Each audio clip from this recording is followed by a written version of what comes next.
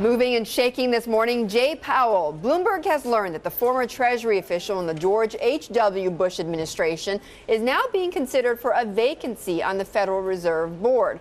Another potential nominee with Republican ties, Richard Clarida, well, he withdrew from consideration. A White House spokesperson says the president has made no final decision yet. Well, for joining me now for more on Powell is our economics editor, Mike McKee. And what would we make of this appointment if he were the one? It's politics and horse trading because the Obama administration hasn't been able to get two final nominees appointed to the board. Peter Diamond, of course, was blocked by Republican Senator Richard Shelby of Alabama, the ranking member on the Finance Committee. And we have not had a full complement of Fed governors since about 2005. Imagine we went through the whole financial crisis shorthanded at the Fed. Incredible. So the idea is if you put up a Republican, you can also put up a Democrat. And they're talking about Jerry Siegel from Harvard, professor, specializes in banking. Then you might be able to get them through as a package deal and give the Fed a full complement. Well, what is he like? What kind of Fed member would he be?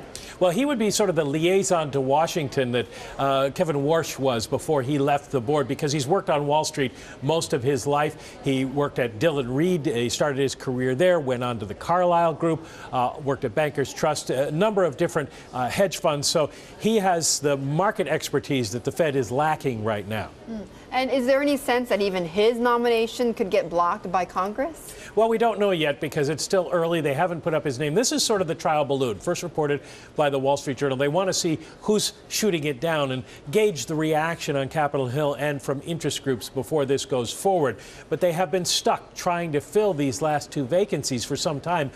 And it's become a real political football between the two parties, because when George W. Bush was in office, he couldn't fill the last two spots because the Democrats wouldn't consider his nominees. And the problem is you get into an election year, nobody wants to consider a nominee because, hey, you might lose and then the other party gets a chance to fill that spot. So if they have a trade where they have a Republican and a Democrat, they might be able to get both through, is the thinking. But, Mike, is it possible that we may be missing those two seats for quite a while if he doesn't get confirmed? Well, it certainly is, because Congress, even leaving the politics aside, has a hard time getting through some of the duties it needs to get through. A lot of these nominees take a very long time because the clearance process takes a very long time now. They have to be investigated very, very deeply, and that takes quite a while for them to put the paperwork together, et cetera. And then the confirmation process is a wild card. You don't know whether some senator is going to put a hold on it because they want something else from the administration. Right. And the longer it takes, the closer you get to Election Day, the lower the odds are. Well, certainly politics at play here. Mike, thank you. Mike McKee, our economics editor.